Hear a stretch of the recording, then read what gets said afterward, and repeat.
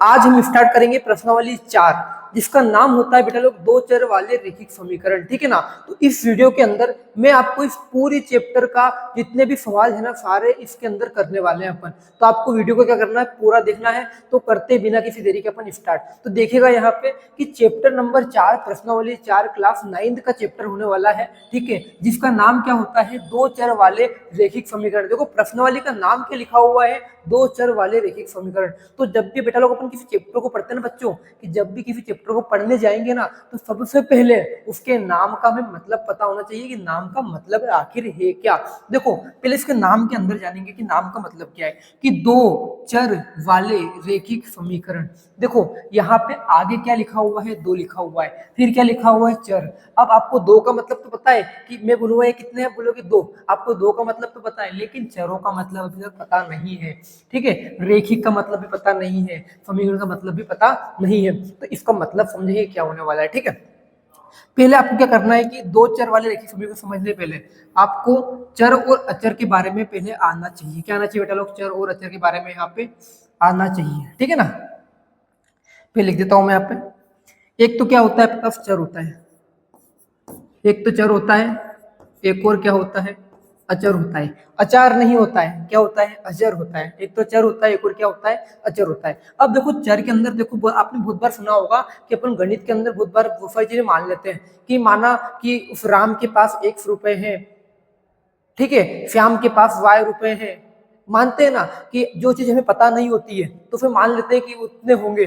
तो जो मानते हैं ना, जैसे कि x मानते हैं, y मानते हैं, z मानते हैं, तो ये किसके अंदर आते हैं बेटा लोग, चर के अंदर आते हैं। ठीक है, और अचर के अंदर क्या आती है, नॉर्मल संख्याएं आती है। तो साहब ऐसा क्यों हुआ कि हमने संख्याओं को अचर के अंदर लिखा और चर को इस XYZ पे लिखा। बात को समझो, क्योंकि देखो एक जो मान परिवर्तित होते रहते हैं, बात समझिएगा कि दो जो मान चेंज होते रहते हैं ना, जैसे कि XYZ, यहाँ पे XYZ के मान बार बार चेंज हो सकते हैं। हमें फिक्स पता नहीं है कि X का मान कितना है, Y का मान कितना है और Z का मान कितना है, लेकिन यहाँ हमें फिक्स पता है कि दो है तो दो को हम दो ही लिखेंगे, तीन नहीं लिख सकते।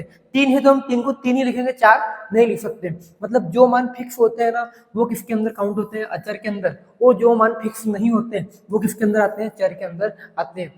लेकिन आपको यहाँ पे क्या करना है, समीकरण बनानी है बेटा लोग। क्या बनानी है, समीकरण बनानी है। किसकी, दो चर वालों की। मतलब समीकरण मतलब क्या होता है, जिसके अंदर प्लस हो, माइनस हो, जुड़े घटे और गुणा हो, वो समीकरण होती है। लेकिन अपने यहाँ पे इस्तेमाल क्या करना है, दो चर इस्तेमाल करने। कितने चर इस्तेमाल करना है, दो चर। क्योंकि आ क्या रहा है प्रश्न में, इस नाम के अंदर दो चर वाले। कितने चर वाले, दो चर वाले। देखो इसका व्यापक रूप लिखता हूं पहले मैं, व्यापक। आपको इसको नोट करना है, व्यापक रूप। जो हमारा दो चर वाला रैखिक समीकरण होता है ना, उसका व्यापक रूप आखिर होता क्या है। तो देखो ax plus B Y plus C is equal to कितना होता है, 0 होता है। बात को समझो कि यहाँ पे एक तो x आ रहा है, ठीक है, एक और क्या आ रहा है, y आ रहा है। ये x y तो क्या है, चर है। अब बताओ ये दो चर वाली रैखिक समीकरण है, जो कुछ कॉमन सेंस है। मैंने आपको क्या बताया कि यहाँ पे x और y क्या है, चर। तो यहाँ दो प्रकार के चर मौजूद है कि नहीं है, है। अगर आपको ऐसे समझ में नहीं आता है तो एग्जांपल देता हूँ चलो मैं, कि 2x plus 3y plus 6 is equal to कितना है बेटा लोग, 0 है। मान लो कितना है, 2x प्लस 3y प्लस 6 बराबर कितना है, 0। तो देखो यहाँ पे x और y ये क्या है, हमारे चर के अंदर काउंट होते हैं। तो यहाँ दो प्रकार के चर है, ठीक है, और अचर भी है। लेकिन चर कितने प्रकार के हैं, यहाँ पे दो प्रकार के हैं। तो यहाँ पे इसमें क्या बोलेंगे अपन, दो चर वाला रैखिक समीकरण बोल देंगे। इतना आसान होता है बस, ठीक है। तो इसका व्यापक रूप क्या होता है, ax plus B Y plus C बराबर 0। इसका व्यापक रूप ये क्यों है, क्योंकि देखो x के गुणा वाला क्या कहलाता है, यहाँ पे दो दो दिख रहा है, तो x के गुणा वाला a कहलाता है, y के गुणा वाला b कहलाता है, और जो बचा कुचा नंबर रहता है वो क्या कहलाता है, c कहलाता है।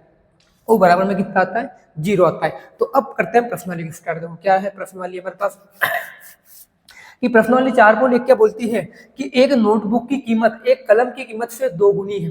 बात को समझना, बिल्कुल एक के लाइन को डीपली समझनी है, कि एक नोटबुक की कीमत एक कलम की कीमत से दो गुनी है। इस कथन को निरूपित करने के लिए दो चरों वाला एक रैखिक समीकरण लिखिए। बात को समझो कि एक नोटबुक, अब जैसे कि नोटबुक हो गया आपके पास, ठीक है, जो किताब है आपकी मैथ्स, ठीक है, या आप कॉपी मान लो। अब नोटबुक जो है अपने पास, उसकी कीमत एक कलम, जैसे कि कलम है, एक आपके नोटबुक होगी, ठीक है। जैसे कि नोटबुक ले लेते हैं अपन, पहले देखो बात समझो। ये तो क्या मेरे पास नोटबुक दिख रही है, आपको दिख रही है नोटबुक, ठीक है। ये क्या है अपने पास, कलम है। अब ये नोटबुक की कीमत, बात को समझिए कि मेरे हाथ में, इस हाथ में क्या है नोटबुक, इस हाथ में क्या है कलम है, पेन है। अब ये नोटबुक की कीमत मतलब क्या कि ये जितने रुपए की आती है, ठीक है, इसकी कीमत कलम की कीमत से क्या है दुगुनी है। मतलब अगर कलम की कीमत 10 रुपए है, बात समझो कि इस कलम की कीमत 10 रुपए है, तो इसकी कीमत कितनी रहेगी 20 रुपए रहेगी। क्योंकि बोला क्या है कि नोटबुक की कीमत कलम की कीमत से क्या है दो गुनी है, मतलब कि उसका डबल है। किसका डबल है, कलम का क्या है डबल है। अगर ये 50 रुपए की है तो ये कितने की आएगी 100 रुपए की आएगी। अगर ये 100 की है तो कितने की आएगी 200 की। अगर ये 500 की है तो ये कितने की आएगी 1000 की। मतलब क्या है ठीक दो गुनी होती है क्या, नोटबुक की कीमत कलम की कीमत से दो गुनी है। अब देखो मान लीजिए कि नोटबुक की कीमत कितनी है 1 रुपए, लिख दे माना नोटबुक कितने रुपए की है 1 रुपए की। लिख देते नोटबुक की कीमत लिख दो चाहो तो आप, नोटबुक की कीमत कितने रुपए की है अपने पास 1 रुपए। और कलम कितना मान लेता हूं मैं, किसने बोला है कलम कितना है y है। अब कुछ भी नहीं करना है आपको, एक तरफ लिखना है क्या बेटा लोग x ने, एक तरफ क्या लिखना है y। मैंने क्या बताया x क्या है अपने पास नोटबुक है और y क्या है कलम है।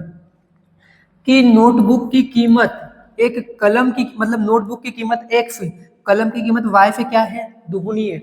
मतलब ये दोनों बराबर कब होते हैं, बात को समझो। ये नोटबुक x कलम के y के बराबर कब होगा, जब मैं y के अंदर क्या करूं दुगुनी, मतलब क्या दो का गुणा कर दूं। तो करना कुछ नहीं है आपको, इसमें क्या करना है दो का गुणा कर देना है।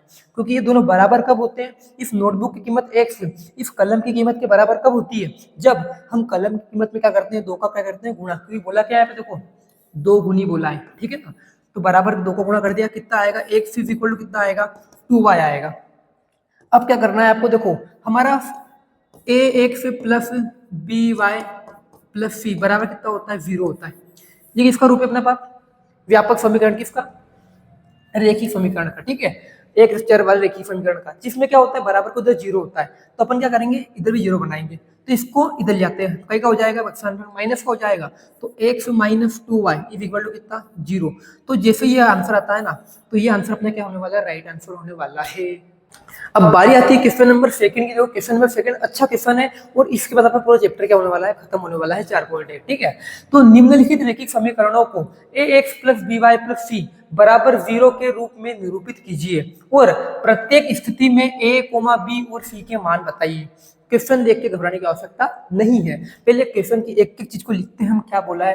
देखो पहले क्वेश्चन में आता है अपन पहले कि 2x plus 3y is equal to 9.35 के ऊपर बात, कुछ भी हो अपने को झंझट लेने की जरूरत है ही नहीं। सबसे पहले निम्नलिखित रेखिक समीकरणों को ax plus by plus c बराबर 0 के रूप में निरूपित करना है। तो आप साइड में लिख दो यहाँ पे ax plus by plus c बराबर कितना होता है 0। ये क्या है अपनी रेखिक समीकरण है। अब अपने को क्या करना है, जो दिया है ना उसको ये बनाना है, इस फॉर्म में लाना है। बात समझना है, ये जो डिजाइन दिख रही है आपको, इस डिजाइन को अपने को इस पैटर्न में लाना है। तो क्या करेंगे अपन, देखो इस पैटर्न में देखो कि आपको क्या दिख रहा है, आपको इसमें क्या दिख रहा होगा कि जितनी भी चीजें है ना सारी बराबर के इधर है, ये बराबर के उधर क्या होता है 0 होता है। तो अपन सबसे पहले क्या करेंगे, यहाँ पे बराबर के उधर क्या बनाएंगे 0। तो इधर को बराबर के इधर क्या दिख रहा है आपको 9.35 दिख रहा है। तो सबसे पहले इस 9.35 को उठा के इधर पटक दो, इधर पटक दो इस तरफ। क्यों, क्योंकि मुझे बराबर के उधर क्या चाहिए 0 चाहिए। तो जो है पहले का लिखा हुआ 2x प्लस 3y। अब ये 9.35 के ऊपर क्या लगा हुआ है बार लगा हुआ है। तो जैसे ये 9.35 के ऊपर बार इधर आएगा तो उधर प्लस का था तो इधर माइनस का हो जाएगा, तो माइनस लगा तो बराबर कितना हो जाएगा 0। मतलब ये क्या आता है अपना आंसर आता है। अपन ने इस क्वेश्चन को किसके रूप में ax plus by plus c के रूप में निरूपित कर दिया, ठीक है। अब बोला क्या है प्रत्येक स्थिति में a, b और c के मान निकालिए। तो क्या करेंगे हम, देखो तुलना करने पर, तुलना करने पर इतना आसान है। अब तुलना कैसे करते हैं, अब कंपैरिजन देखो कैसे करते हैं, बात बहुत आसान है कि कंपैरिजन कैसे किया जाता है कि जैसे कि यहाँ पे x दिख रहा है आपको, ठीक है, और यहाँ पे भी क्या दिख रहा है x। तो x के गुणा वाला क्या कहलाता है a कहलाता है। तो पहले a लिख देता हूँ, एक और b लिख देता हूँ, एक और मैं c लिख देता हूँ। प्रश्न में x के गुणा वाला a, तो x गुणा में 2, तो a बराबर 2, y के गुणा वाला b, तो y के गुणा में 3, तो b बराबर 3। सी बच्चा कुछ जगह रहता है, सी रहता है x और y के अलावा। यहाँ पे x और y के अलावा क्या दिख रहा है, ये 9.35, तो 9.35 के ऊपर 12। लेकिन ये हमारा कंप्लीट नहीं हुआ क्योंकि देखो प्लस का सीखा, लेकिन यहाँ पे माइनस भी तो लगा हुआ है इसके आगे, तो हम क्या करेंगे, माइनस भी यहाँ पे लगा देंगे। तो माइनस का 9.35 के ऊपर 12, ये इसका क्या होता है, राइट आंसर होने वाला है। ठीक है ना बेटा, तो इसको में नोट कर लीजिएगा। ठीक है, क्वेश्चन नंबर सेकंड की भी अच्छा क्वेश्चन है, इसको इधर से सोल्व करते हैं अपन। देखो क्वेश्चन नंबर सेकंड क्या बोला है कि x माइनस वाई बटे में 5 माइनस 10 बराबर कितना है 0। देखो ये क्वेश्चन भी अच्छा क्वेश्चन है कि इसके अंदर पहले इसको तुलना करो, इसके रूप में ले आओ। देखो बराबर को उधर मुझे क्या चाहिए, 0 चाहिए, तो पहले से बराबर को उधर 0 दिख रहा है आपको क्या, हाँ दिख रहा है, तो मतलब पहले से ही क्या है, बनी हुई है, तो अपने कुछ उसके अंदर करने की जरूरत है ही नहीं, डायरेक्ट लिख दो। क्या करेंगे, तुलना करने पर, क्या करने पर, तुलना करने पर। किससे तुलना करेंगे अपन, इससे तुलना करेंगे। ठीक है, अब देखो x के गुणा वाला a, तो x के गुणा में देखो कुछ भी नहीं है, यहाँ पे आपको कुछ x के गुणा में दिख रहा है क्या, देखो लिख देता हूँ एक बार में, x माइनस वाई बटे में 5 माइनस 10 बराबर 0। x के गुणा वाला a, तो x के गुणा में कुछ दिख रहा है आपको क्या, नहीं दिख रहा है। अब जिसके गुणा में कुछ नहीं होता, गुणा में क्या होता है 1, क्योंकि सबका मालिक क्या है फिर 1 है, तो x के गुणा में चलो 1 से गुणा कर दो, फर्क पड़ेगा क्या, नहीं पड़ेगा। तो अपने पास a बराबर कितना आता है, 1 आता है। ऐसे ही बात करते हैं b की, तो b बराबर क्या होता है, y के गुणा वाला। अब y के गुणा में देखो, y के गुणा में ऊपर कुछ नहीं मतलब क्या है, 1 है, y के गुणा में ऊपर कुछ नहीं मतलब क्या है, 1 है, लेकिन बटे में देखो 5 भी तो है, कितना आएगा, 1 बटे में कितना आ जाएगा, 5। y के अलावा जो दिख रहा है आपको, ऊपर 1 दिख रहा है, बटे में कितना दिख रहा है, 5, तो 1 बटे 5, लेकिन आगे क्या है, माइनस, क्या लगा दूंगा मैं, माइनस। अगर बात करता हूँ मैं फी की, तो फी मतलब क्या होता है, देखो यहाँ पे कि जो बचा कुचा है, और यहाँ क्या बच रहा है, देखो 10 बच रहा है, लेकिन 10 नहीं बच रहा है, 10 के अलावा आगे माइनस भी है, तो माइनस का 10 का क्या होगा, राइट आंसर होगा।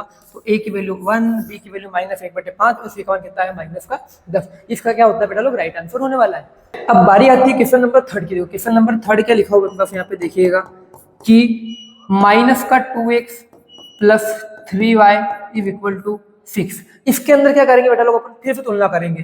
देखो पहले क्या करना है कि मुझे इसको एक चर वाला रेखिक समीकरण बनाना है, तो बराबर के उधर क्या होता है 0, तो अपन इसके बराबर की तो 0 बनाएंगे, तो इस 6 को उठा के इधर पटक देंगे, तो माइनस का 2x प्लस 3y, ये 6 इधर आएगा, कहीं का हो जाएगा माइनस का बराबर फिर से कितना आगे 0।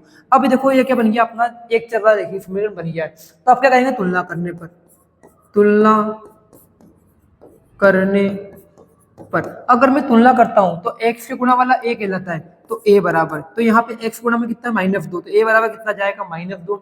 y के गुणा वाला b, तो b बराबर कितना आएगा, यहाँ पे y के गुणा में 3, तो 3 आ जाएगा। ठीक है, बचा कुछ c बच क्या रहा है, -6, तो c बराबर कितना आएगा, -6। ध्यान रखना है यहाँ पे c बचा है, लेकिन -6 इधर बच रहा है, ओनली 6 नहीं बचेगा, -6 बचेगा। ठीक है, क्वेश्चन नंबर 4 पे आता है। देखो एक यहाँ पे कर देते हैं, a6 इक्वल टू कितना है, 3y। अच्छा क्वेश्चन है, देखो x बराबर कितना है अपने पास यहाँ पे, x बराबर 3y। सबसे पहले क्या काम करेंगे कि बराबर के उधर 0 लाओ पहले। ठीक है, तो 3y को इधर पटको, तो x माइनस 3y बराबर कितना, 0। ठीक है, अब क्या करेंगे यहाँ पे अपन तुलना करो इसके, इसको मुझे ये बनाना है, तो इसमें ऐसा क्या करूँ कि बन जाए। देखो x वाला पद इधर है, y वाला पद है, लेकिन यहाँ पे आपको c दिख रहा है क्या, नहीं दिख रहा है। तो आप चाहो तो आप इसे मन से लिख सकते हो कि x माइनस 3y प्लस कितना 0 बराबर कितना 0। क्योंकि खुद सोचो, अगर मैं x माइनस 3y के अंदर अगर 0 को ऐड कर दूं तो इसमें कुछ फर्क पड़ेगा क्या, कुछ भी फर्क नहीं पड़ेगा। तो ऐसा मैंने क्यों करा, इस c की पूर्ति करने के लिए, क्योंकि यहाँ c बच रहा था, लेकिन यहाँ c का मान कुछ था ही नहीं, तो मैंने मन से क्या लगा दिया, यहाँ पे 0 लगा दिया, क्योंकि 0 लगाने से कोई फर्क नहीं पड़ेगा।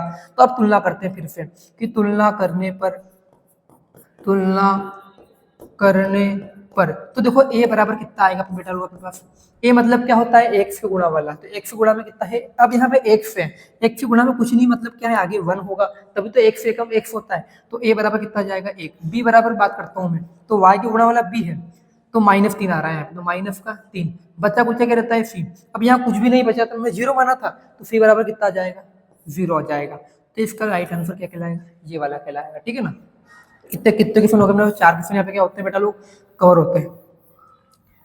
अब उसके बाद कितने हैं, पांचवा, छठा और सातवां आप भी कर सकते हैं, लेकिन हम बता रहे हैं आपको, ठीक है ना। देखिएगा क्या लिखा हुआ है, देखो कि ए एक्स लिख देते हैं पहले तो अपन, तो A X plus B Y plus C बराबर 0 के रूप में लिखना होता है अपने को। पांचवा क्वेश्चन है 2x कितना है माइनस का 5y। सबसे पहले क्या करें, बराबर के उधर 0 लाओ, सब कुछ भूल जाओ, बराबर के उधर 0 लाओ। तो 2x माइनस 5y को इधर पटको, कहीं का हो जाएगा, प्लस का हो जाएगा। बात समझना, ये माइनस का 5y बराबर के उधर है, इधर आएगा तो कहीं का हो जाएगा प्लस का, बराबर कितना है 0 बच जाएगा, उधर कुछ नहीं पता मतलब 0 बच गया। अब देखो तुलना करते हैं, यहाँ पे x वाला पद है, यहाँ पे है y वाला है, y वाला है, लेकिन बच क्या रहा है c, यहाँ पे कुछ बच रहा है क्या, नहीं बच रहा है। तो मैं इसको ऐसा लिख सकता हूँ क्या, 2x प्लस 5y प्लस, अब मुझे c निकालना है, तो कुछ भी नहीं है, तो मैं क्या मानता हूँ 0, फिर से वही वाली बात है, अब कुछ भी नहीं है, c का मान पूर्ति करने के लिए करता हूँ, c बराबर 0 रख देता हूँ, तो कोई फर्क तो पड़ेगा नहीं। अब क्या करते हैं अपन, फिर से तुलना कंपेरिजन कर दो इसका, कि क्या करूं आखिरकार, कि एक से गुणा में a है तो a बराबर कितना आ जाएगा, यहाँ पे 2 आ जाएगा। बात करता हूँ मैं b की, तो b बराबर कितना आएगा 5 आ जाएगा। बचा कुचा c क्या बच रहा है 0, तो यहाँ पे कितना जाएगा c बराबर 0, इसका राइट आंसर होगा। अगर बात करते हैं अपन इसके अगले क्वेश्चन की, कितना आता है 3x plus 2 is equal to 0। देखो ये क्वेश्चन थोड़ा अच्छा है, बात समझना कि इधर पहले से ही क्या बना हुआ है, 0 बना हुआ है, तो 0 बनाने की झंझट तो क्या हुई खत्म। लेकिन चेक करो, एक तो मुझे x वाला पद चाहिए, तो यहाँ पे x वाला पद है क्या, है। एक मुझे y वाला पद चाहिए, तो आपको क्या इस समीकरण के अंदर प्रश्न में y वाला पद दिख रहा है क्या, नहीं दिख रहा है। तो देखो 3x का 3x लिख दूं, मैं y का y लिख दूं। अब यहाँ y तो था नहीं, मैंने y मन से लिया, तो मैं ऐसा कितनी बार y मन से लूं कि कुछ लगाना कोई फर्क नहीं पड़े।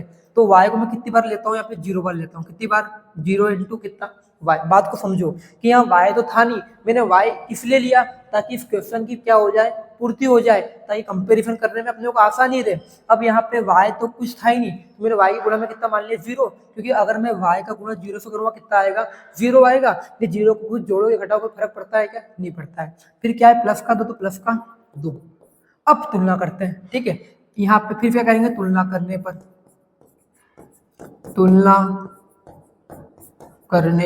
क्या करेंगे, यहाँ पे x गुणा वाला a, तो a बराबर कितना जाएगा 3, b बराबर क्या होता है y के गुणा वाला, अब तो y था ही नहीं, तो y के गुणा में भी कितना रहेगा 0 तो रहेगा, कितना है 0 लिखा हुआ है, तो b बराबर कितना आ गया 0, बचा क्या c, यहाँ क्या बच रहा है 2 बच रहा है, यहाँ पे कितना जाएगा 2।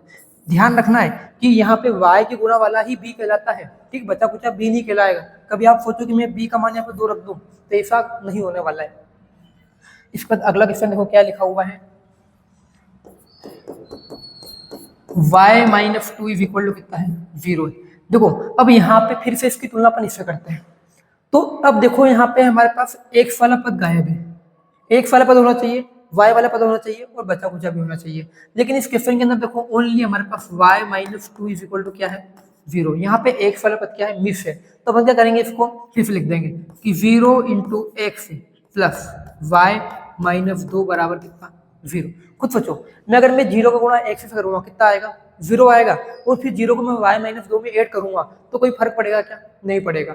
तुमने ऐसा क्यों करा, इस सवाल की पूर्ति करने के लिए, ठीक है। अब तुलना कर दो इसकी, फिर से क्या तुलना, अगर मैं इसकी तुलना करता हूँ तो x के गुणा वाला क्या कहलाता है, यहाँ पे a कहलाता है। अब यहाँ x तो था ही नहीं, मैंने मन से माना है, तो गुणा भी कितना आएगा 0, तो यहाँ पे a बराबर कितना आ जाएगा 0 आ जाएगा। बात करता हूँ मैं b की, तो देखो b मतलब क्या होता है y के गुणा वाला, दिख रहा है ना। अब यहाँ y के गुणा में कुछ नहीं, मतलब y एक बार है, कितनी बार है y एक बार, मतलब y के गुणा में कितना है यहाँ पे एक ही रहेगा, तो b बराबर कितना आ जाएगा 1, और बचा कुचा क्या कहलाता है c। तो यहाँ पे क्या बच रहा है माइनस का 2 बच रहा है, तो माइनस का 2 लिख दो, ये इसका क्या हो जाएगा राइट आंसर हो जाएगा। इसके बाद ओनली लास्ट क्वेश्चन बच रहा है, इसका चैप्टर क्या होने वाला है अपना बेटा लोग, ये खल्लास होने वाला है। देखो अगला क्वेश्चन क्या है, 5 इज इक्वल टू 2x। बताओ अब क्या करें, कुछ भी नहीं करना, इसको फिर से क्या करो इधर पटक दो। क्यों, क्योंकि सबसे पहली हमारी क्या इच्छा होती है कि बराबर के क्या लाओ, दो 0 लाओ।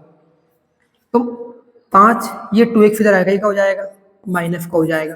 देखो अब चाहो ना आप तो 5 माइनस 2x बराबर भी 0 लिख सकते हो, लेकिन आपको ऐसा नहीं लिखना है। बात समझो, ऐसा क्यों नहीं करना है, क्योंकि देखो क्रम में क्या होता है, एक्स पहले आता है, वाई पे आता है, फिर बाद में सी आता है।